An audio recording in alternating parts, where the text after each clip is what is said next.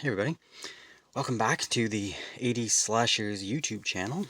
And in this video, I thought I would go ahead and talk about some of my least favorite 80s Slashers cover artwork. Now, I've made two videos previously talking about some of my favorite 80s Slashers cover art, and this is obviously this was one of the that made the cut in one of those videos, and I could probably do another one or two videos on more of these fantastic pieces of art that these covers had, these films had. Um, but I thought I'd talk about some of the ones that I find are not as great because you know cover art on these films is part of the package. When we were kids going to the video store, or even now just browsing Amazon or whatnot looking for Blu-rays to pick up, the cover is a selling point of your purchases, or of your rentals back in the day. And like I said, it's part of the package, the title of the film and the artwork that came with it was the two leading factors that usually made you decide whether you're going to rent it or pass on it. And the films that did a really good job with their cover art, that actually really depicted the film, what you were going to get when you rented or watched the film. It really just helped the whole package of that film be what it should be. And a film like Maniac, like this is obviously fantastic. And when you rented this and you watch this film, it fit. This is this is what you were gonna get. It's fantastic. So it's really important to me to you know for these films to have good artwork. It's something I love. I really appreciate them. Now, cutting class.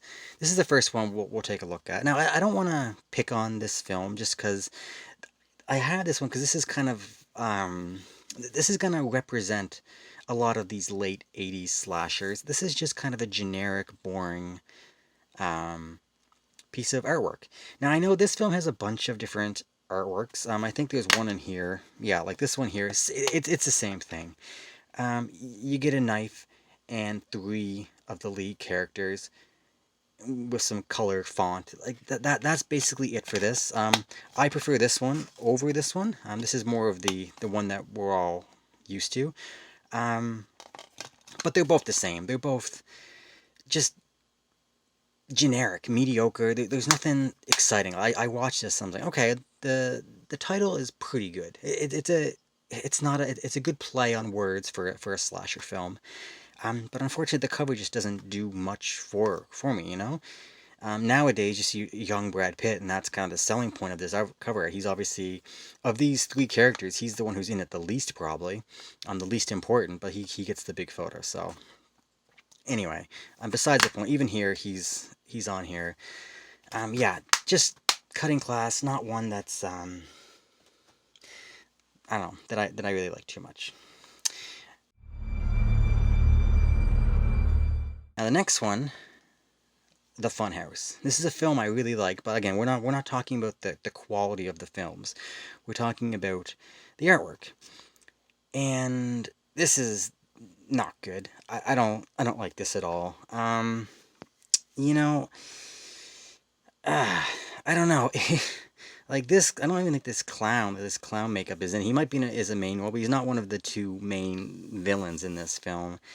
Just the hatchet, just the look. It's just, this film, like you go by the title, The Funhouse. Like looking at this, you don't really know what this film is. Like, is it a slasher? I guess he has a slashing weapon. Um, but the highlight of this film is the setting, the location that takes place at a carnival, a fairground. There should be something with like roller coasters or carousels or something, and they kind of missed the boat on this. And the clown is not scary to me. It's just this is a weird. I hate this. The only reason I have it like this is showing on this Blu-ray is for the sake of this video. I flipped it over because I dislike it that much. I don't have the slipcover. If I had the slipcover, this would be like this, and I would have the slipcover. But I actually chose, which is something I rarely do, is I chose the alternative artwork that Screen Factory made for this. Again, it's not great. I'm not a big fan of usually these uh these commissioned artworks. Like they're nice, but I always go with the original. But I dislike this one so much. I stick with this one on my shelf. But I switched it over for the sake of this video.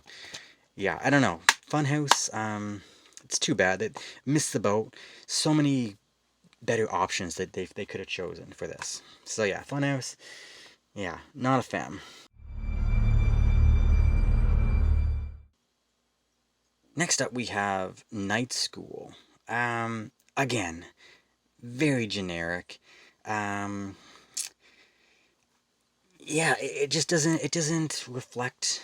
It doesn't reflect a 80s slasher. Yeah, it's Night School, so you have like a report card, and you have like a clever wordplay, to make it like fit within the slasher genre. So I guess if you read the whole thing, you realize like, oh, I think this is going to be a slasher film, and like this little slice, very bland. And this is an early 80s slasher. Yeah, I don't know. It's just it just doesn't. It's not really eye. It doesn't really catch your eye. Um, yeah, too bad. Too bad on that one. All right, let's take a look at the next one here.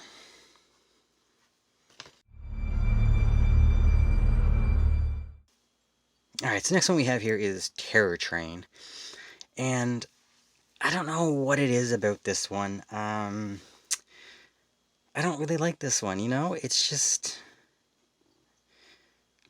I think it's just like the two separate scenes. They kind of they just don't fit really well. This is like a panel shot of the group about to board like the train and whatnot, and they're having like which is cool. And then you just have the killer with this costume, kind of looking down. I don't know. It just doesn't fit really well for me. I never liked this artwork. Um, this one I do have the slipcover for, and I guess I like this better. At least there's a train here, and you get a couple of the different masks, and you get Jamie Lee Curtis screaming. I'm not a big fan of this either, but it's better than this. I don't like this too much. So yeah, I don't know. Terror Train, not one of the best. All right, let's take a look at the next one.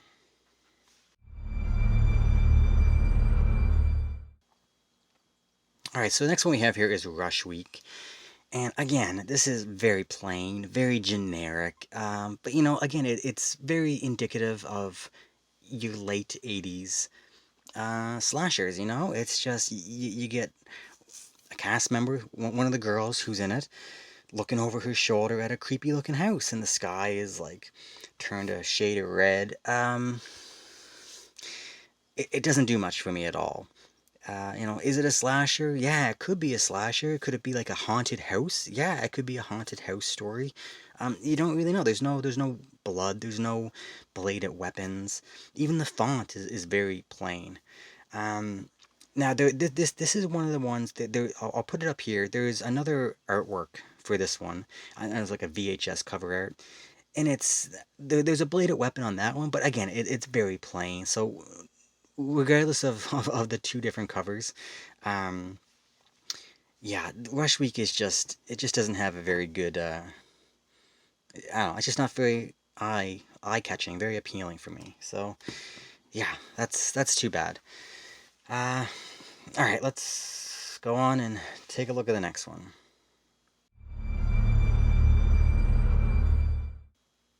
All right, so next up from 1980, we have He Knows You're Alone. And, again, this isn't great. I can't knock it too much. This is like literally one of the very first 80s slashers ever made. But, it's kind of based off of Halloween, and Halloween had fantastic cover art. So, I don't know. This is basically just like a still photograph from the film cut on and put on the poster. Terrible. Like there's no like what is this? Like He Knows You're Alone. You don't know it's a slasher film. Like you know that a woman is scared. Um yeah, I don't get this one. It's just very lazy, just like literally taking a screenshot from the film and sticking it on the cover and trying to sell it that way. Um, this is another one. I'll put it up here. There is another alternate artwork that I like better. It's not great, but every time I reference the artwork for this film, I choose the other one here that I'm putting on the screen. It is better, definitely. But I think this is the original one. This is the only option that the Blu-ray came with from Screen Factory. Um, so yeah, I don't know. He knows you're alone. Just very, very unimpressive and not much going on. It doesn't capture the genre at all. And like I said, I'll give it a break because it is one of the first ones. And maybe it didn't catch on like the video stores at this point, where a good cover art really sells these films. Um, but yeah, so let's move on and I'll take a look at the next one.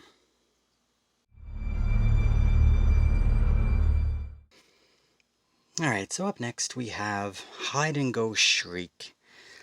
And this one isn't terrible, but there's something about it that is it just kind of reeks of low budget, which matches the film, I guess. But again, this is another one that kind of missed their mark. This film takes place in like a department store, like a furniture store. Really cool setting, and they should have done something. I don't know what, but they should have capitalized that. This was in a store. This is, a chick hiding under like a bed, maybe a sheet, and you see like just like the killer's feet with the tattoo, which is kind of in the film. Um, but it's again, it's a grainy image. I don't know if this is just like the copy I have, but like it's just it doesn't look high production, I guess. And I don't know. This is just it doesn't do much for me. It doesn't. I guess it kind of captures the essence of a slasher, somebody hiding from somebody. Why is he barefoot? Like it's just kind of a weird. Like if I looked at this the first time, it's just kind of weird. And like I guess the title "Hide and Go Shriek" and she's hiding, so it does make sense in some way. It just I don't know. It's just not a very good representation of the genre in my opinion. So I don't know. I don't like this one. I think they could have done a better job. All right, let's move on and take a look at the next two.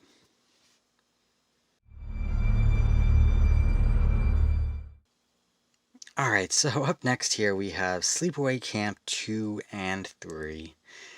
Um, yeah, I don't know what it is. I don't like these. They're again they kind of match the film, the tones of the film because they're kind of silly films. But for part two, I hate how it has like a Jason mask and a Freddy glove.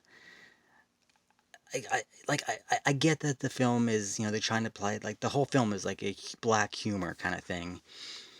And the mask is kind of used. I just I don't know. I just wish they would have done something different.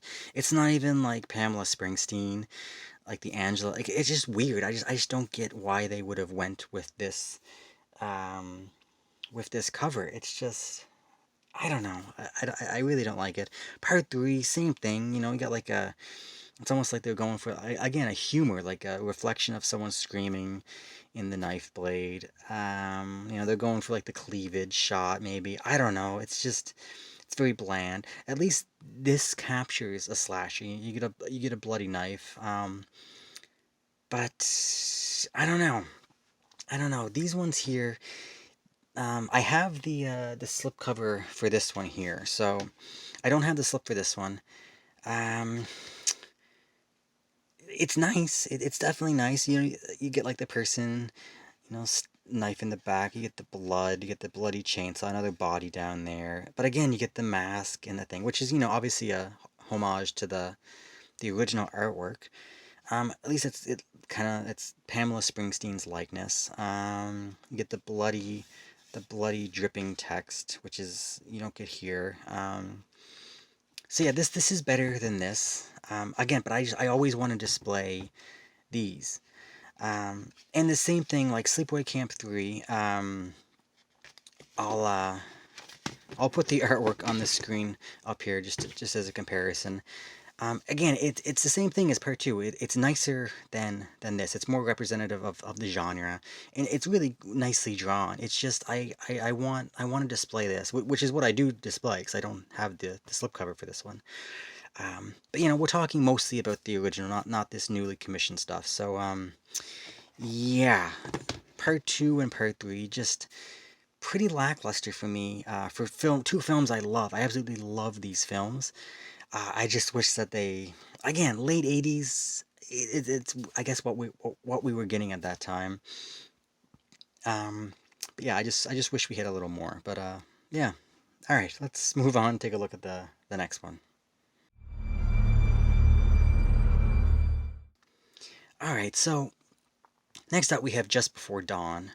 Um, Now some people may like this. I don't know. I don't like this. I don't like this cover art that much.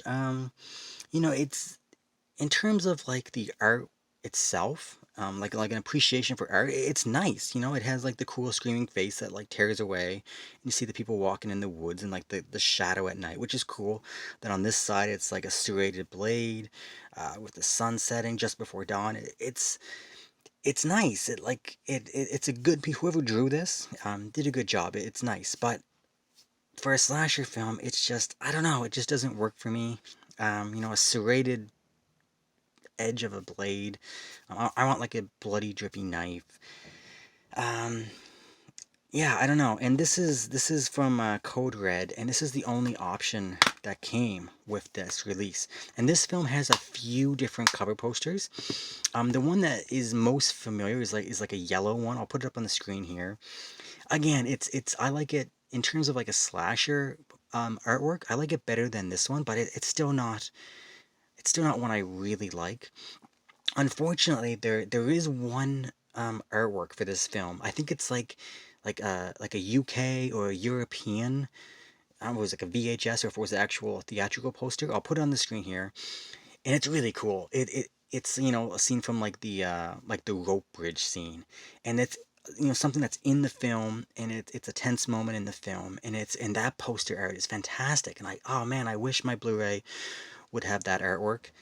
But unfortunately, we don't have either of those, and Code Red only gave us this one, which again, art appreciation, it's nice. They did a good job, but it's I don't know. It just doesn't really capture the film that well for me. Again, these are all personal tastes, just what I like, and I just wish I had something a little better for this film because this is a great film, fantastic film.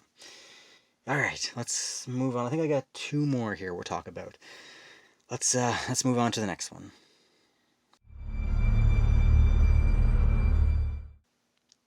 All right, so up next we have Motel Hell.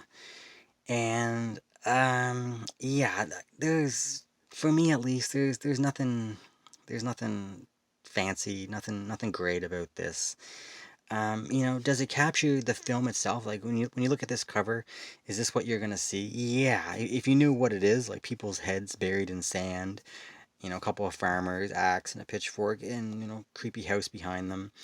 That's what the film is. It does capture, it's not false advertising, I guess, but yeah, I don't know. And this is a strange one because, I view this film as like it's an iffy '80s slasher. There's a lot of other stuff going on. Like I include it as, my criteria for an '80s slasher, but it's a little something else. It has a sense of humor and it's anyway, it's kind of a silly, odd film within the genre, but I don't know. I don't like the font. I guess it kind of matches like a hotel, like a roadside motel, like the glowing fluorescent signs. I guess it kind of fits that, but it doesn't really. There's no blood. There's no red. There's no. I don't know. Is there any blood on the axe there? Looks like he's got some blood on his arm, but it's that might just be. I don't know. It just doesn't do it too much for me. Again, this one has a slipcover from Scream Factory. I don't like that one at all, to be honest. It has like the pig mask. Is that on here? No, there's no pig mask on the back here. Anyway, I don't know. This is just blah for me. Not, nothing too exciting. All right, let's take a look at the last '80s slasher that I picked. That's some of my my least favorite artwork.